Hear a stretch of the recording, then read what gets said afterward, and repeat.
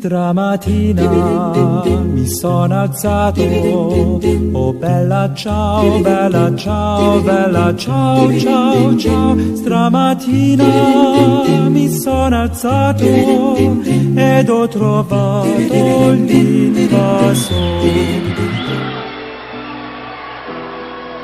¿Quién dijo que todo está perdido? Yo vengo a ofrecer mi corazón.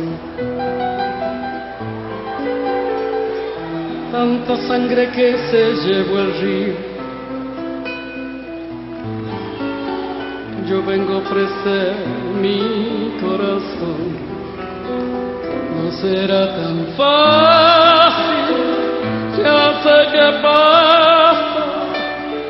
No será tan simple como pensaba, como abrir el pecho y sacar el alma. Una cuchillada de amor, una de los pobres siempre abierta. Yo vengo a ofrecer mi corazón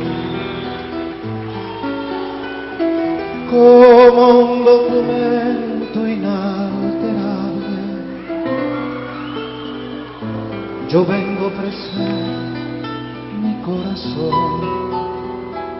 uniré las puntas de un mismo lazo. Lo que van a ver ahora no es una entrevista. Son dos puntos de vista sobre un tema que aflora de un virus que a mala hora ha vuelto a la humanidad un caos de sanidad que nos tiene en cautiverio. Desde distintos criterios se debate la verdad. Que entre médicos se entiendan. Yo aquí soy el periodista. Mejor salgo de la pista para que ustedes atiendan, analicen y comprendan lo que estos dos gladiadores, reconocidos doctores, nos dicen de la pandemia, que a la ciencia y la academia dejó en paños menores. Cojan palco, lo que viene a jorobar. Esperanza, hablo por la vida, hablo por la nada, hablo de cambiar esta nuestra casa,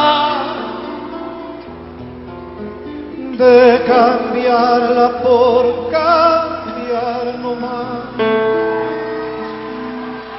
¿Quién dijo que todo está perdido? Lo que yo estoy diciendo es que el gobierno venezolano le ha dado un manejo político a la situación similar a la que le han dado el resto de los liderazgos políticos nacionalistas del mundo.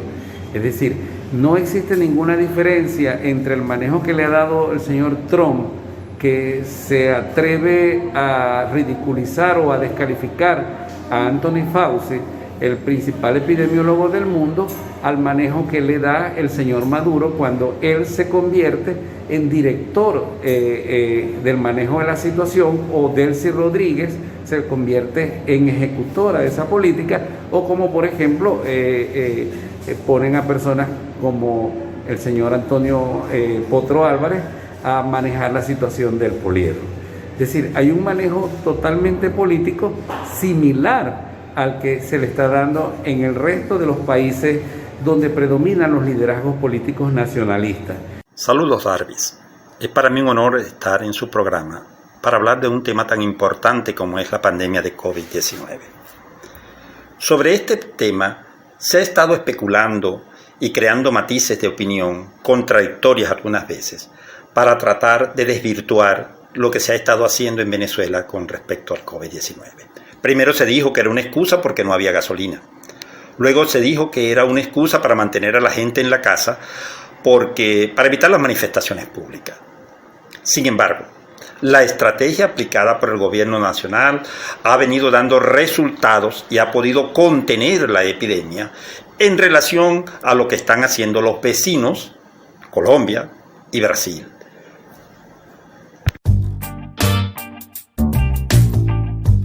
El gobierno está dando un manejo totalmente errático, lo que se expresa, por ejemplo, en los aislamientos que está haciendo de personas asintomáticas, a quienes, a partir de un estudio, una prueba rápida que tiene una sensibilidad de apenas 50-60%, está recluyendo indiscriminadamente en moteles a personas, mezclando personas que están contaminadas con otras que no están contagiadas, y con eso está solamente contribuyendo a que se expanda, a que la contagiosidad del virus se incremente. Se aísla a toda la población y no a los grupos de riesgo, porque no se sabe quién es el que está infectado. La estrategia de aislar a los grupos de riesgo ya fue probada en Inglaterra y en Suecia. Y usted puede consultar los datos tanto de Inglaterra como Suecia y se verá lo inefectivo, lo totalmente inefectivo de esa estrategia. El número de personas fallecidas tanto en Inglaterra como en Suecia y como en España es lamentable, debido a que ellos solamente quisieron aislar a las personas de riesgo, a las personas mayores. Todos recordamos las escenas grotescas de señores muriendo en las casas de retiro en España, y en Italia, dolorosa todas las escenas. Esa es la estrategia de aislar a las personas de riesgo, porque las personas de riesgo son contaminadas o contagiadas por una persona de un factor de riesgo. Actualmente se sabe que las personas que difunden el COVID son las personas jóvenes, los que van a las fiestas, los que permanecen en la calle y es los que se niegan a cumplir las normas de la cuarentena. En España, en Argentina y en Brasil han surgido movimientos anti-mascarilla en las personas jóvenes. Y ustedes pueden consultar actualmente y podrá ver los repuntes en los números de casos en esos países, hasta tal punto de que países como Alemania han prohibido la entrada de personas procedentes de España y de otros países debido a esas características de nuevo brote que se provocan cuando se dejan las normas de aislamiento social.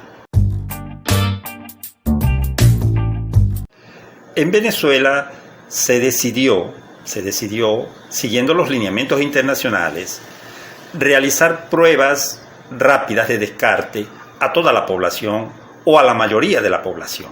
Eso es debido a que el COVID-19 tiene una característica, y eso es que la mayoría de las personas son asintomáticas, no saben que están enfermas, por lo tanto quieren realizar su vida normal, pero están infectando a otros. Al realizar esta prueba se permite aislar a esas personas infectantes para que no infecten. Porque como sabrán nosotros los venezolanos nos gusta ir a que la mamá, a que la abuela, a que los familiares, a que los vecinos, somos personas muy, muy sociales. Y en esa sociedad, en esa íntima relación persona a persona, se aumenta la posibilidad de que las personas susceptibles sean enfermadas y puedan morir. De hecho, actualmente, la mayor cantidad de infectados en el país ha ocurrido por eventos relacionados a relaciones sociales, fiestas, cumpleaños. Y entonces en esas fiestas y cumpleaños las personas se han contraído la enfermedad que finalmente los ha llevado a la muerte. Es por eso que se hace necesario, porque es la única estrategia que ha dado resultado en el mundo entero, en este momento y en otras ocasiones, que es el aislamiento social. El aislamiento social que consiste en separar las personas infectadas de las personas no infectadas. Y eso se hace a través de una prueba. Que esa prueba es 100% específica, aunque cursa con un margen de error de entre un 6 y un 10%, que pueden ser que dieron positivos siendo negativos o que dieron negativos siendo positivos.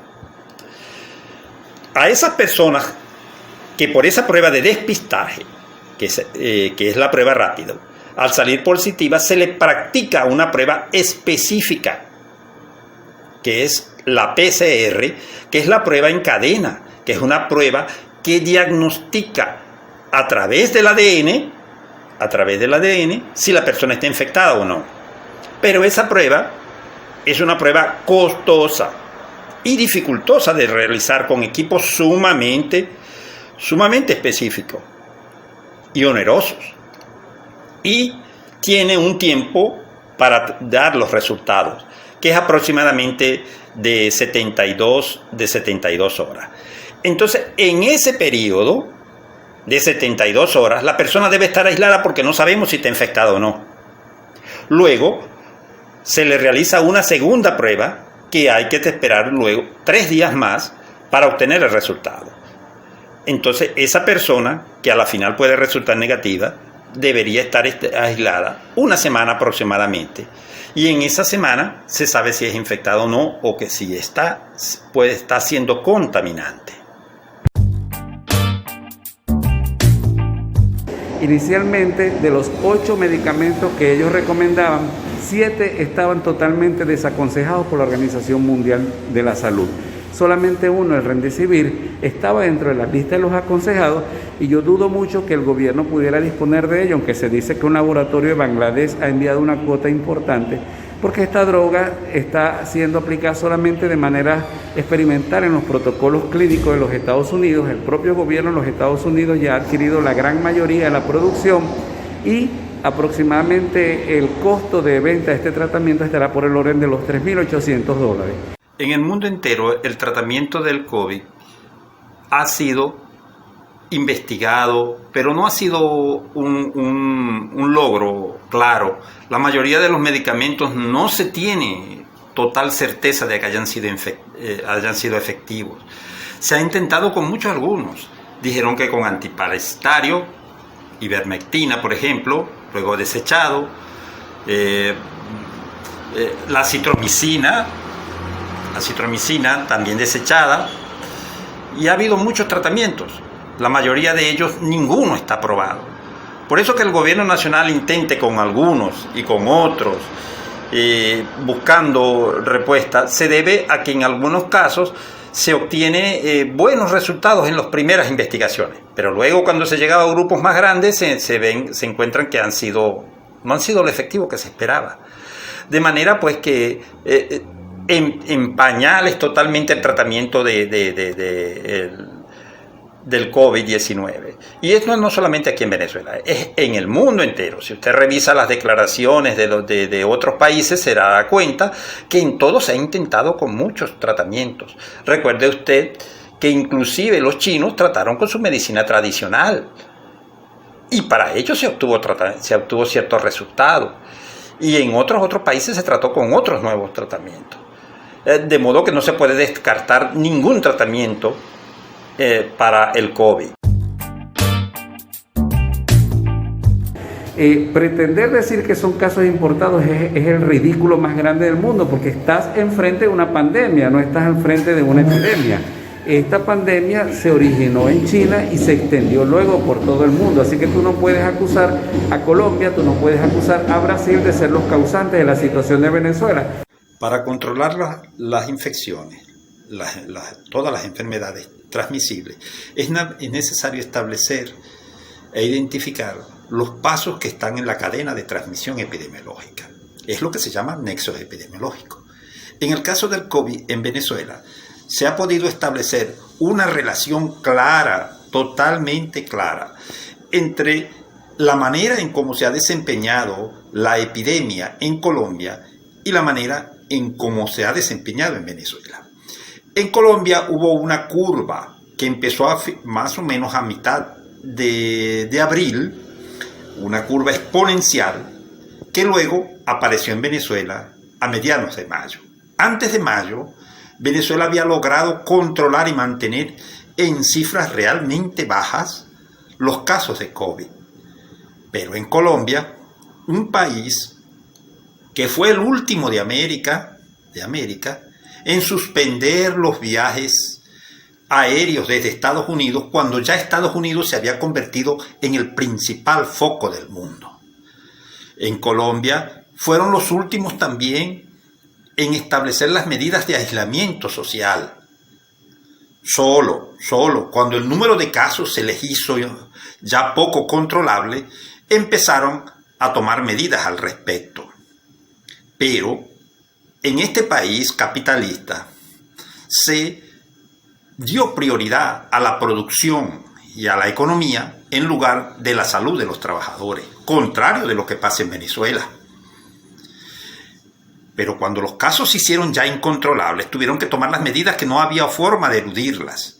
Y entonces en este momento empezaron un ataque sistemático contra los emigrantes venezolanos que fueron humillados, desalojados de sus casas y despedidos de sus empleos, y se vieron obligados a regresar a Venezuela en masa. Recuérdese que hasta ese momento los medios de comunicación reportaban que los venezolanos huían desde Venezuela en masa, pero ahora se revertió el flujo de emigrantes. En ese momento empieza a crecer el número en Venezuela, del número de COVID. Además, debe tenerse en cuenta que recientes documentos han dejado ver claro que una de las excusas que esgrime los Estados Unidos para tomar medidas contra Venezuela, y las militares inclusive, es que la pandemia es incontrolable en Venezuela. No en Colombia, que tiene más de 500.000 casos, sino en Venezuela, que no llega a 40.000 casos. Entonces, en este caso, se ve que el COVID está siendo utilizado como un arma geopolítica contra el Estado venezolano.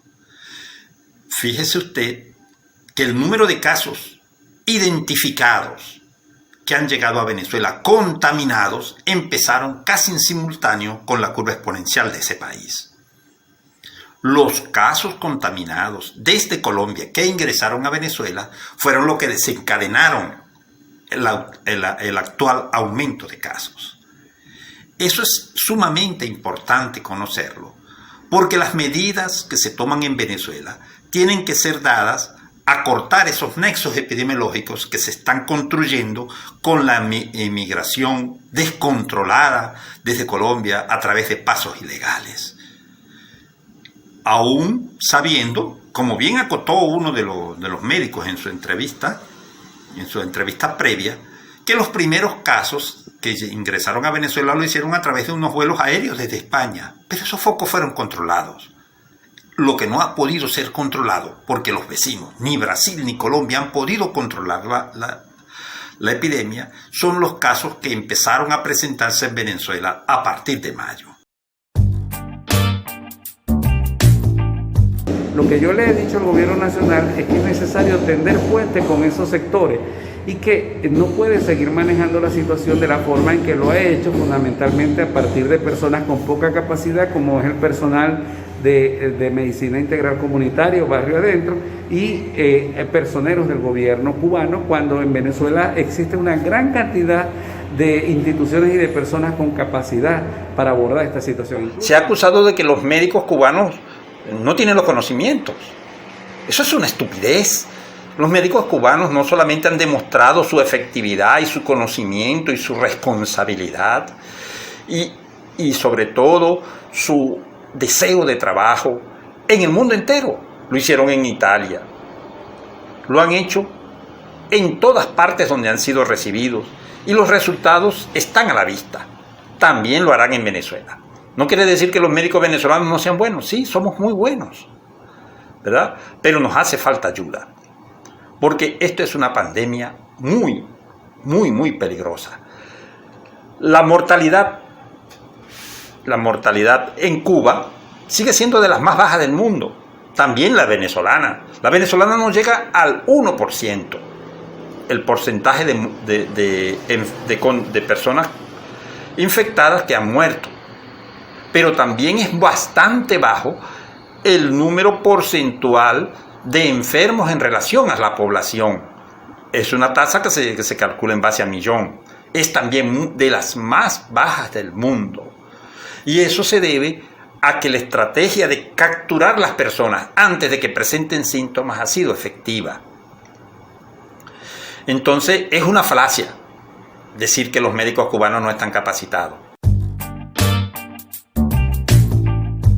Tienes que definir una estrategia epidemiológica que consista en sectorizar el Estado por unidades categóricas como serían los grupos de familia, y en esos sectores sanitarios tú despliegas un equipo de salud que básicamente se ocupe, en primer lugar, de atender a esos grupos de riesgo con enfermedades preexistentes, controlarles esas enfermedades, precisar que efectivamente ellos estén aislados y garantizar que los grupos más fuertes que se puedan exponer lo hagan en condiciones controladas, guardando las medidas preventivas como el uso del tapaboca, como el distanciamiento social y el lavado de manos, para permitir que de manera progresiva ellos se vayan infectando, vayan generando inmunidad y creen una especie de escudo alrededor de los que tienen mayor riesgo, para que cuando aproximadamente 60-70% de la población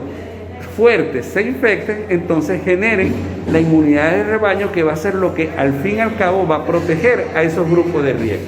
Otra de las cosas que se ha hablado bastante es sobre lo que llaman la inmunidad de rebaño. La inmunidad de rebaño consiste en permitir que la mayor cantidad de personas de una población sean infectadas y, como es sabido, gran parte sobrevivirá y eso generará a la larga inmunidad en toda la población. Pero eso tiene un error realmente garrafal, realmente lamentable en la boca de un médico. Imagínese usted que escuché a un médico conocido en el estado Zulia diciendo que para lograr la inmunidad de rebaño se necesita que se infecte o se contamine el 60% de la población. Ahora veamos, si en una población como la venezolana se infecta más o menos 18 millones de personas, y contando la mortalidad actual que hay por ese virus en Venezuela de un 1%, en realidad 0.8%, estaríamos hablando de que tendría que morir 180.000 personas. Aún más, mucho más seguramente, si eso se hiciera, porque con 18 millones de personas enfermas y con 180.000 personas en estado de gravedad, en estado sintomático de gravedad, no habría ningún sistema de salud, ni el venezolano, ni el español, que ya se vio en España, ni mucho menos el de Italia, que pudiera dar respuesta a eso. Por lo tanto, la mortalidad sería mucho más. Ya vimos las escenas dantescas que se presentaron en Ecuador, en Guayaquil, donde las personas caían muertas en la calle. Esa era la estrategia de lograr la inmunidad de rebaño, permitiéndola que las personas se infectaran. Eso es una locura. Imagínese usted 180.000 muertos para lograr la inmunidad, o mucho más. No tiene nada. Las personas que dicen esto inclusive citan al doctor Anthony Fauci, el epidemiólogo estadounidense. Y el mismo doctor Fauci, lo pueden buscar y lo verán en las redes sociales y en internet, se queja de que alguien hable de la inmunidad de rebaño. No, no creo que se pueda decir eso. No está claro en este momento si cuando una persona se recupera de la infección y tiene anticuerpos, si esos anticuerpos protegen. La mayoría de las infecciones virales, históricamente, por la experiencia que tenemos con otras infecciones virales, es que cuando alguien se infecta y se recupera, tiene un cierto grado de inmunidad por periodos variables, a veces por mucho tiempo, a veces por corto tiempo, que se protege de una reinfección con el mismo virus idéntico. En este momento no tenemos suficiente experiencia con este nuevo coronavirus para poder decir que ese sea el caso. Es probable que haya... Yo vengo a ofrecer mi corazón. Yo vengo a ofrecer mi corazón. Yo vengo a ofrecer mi corazón. Yo vengo a ofrecer mi corazón.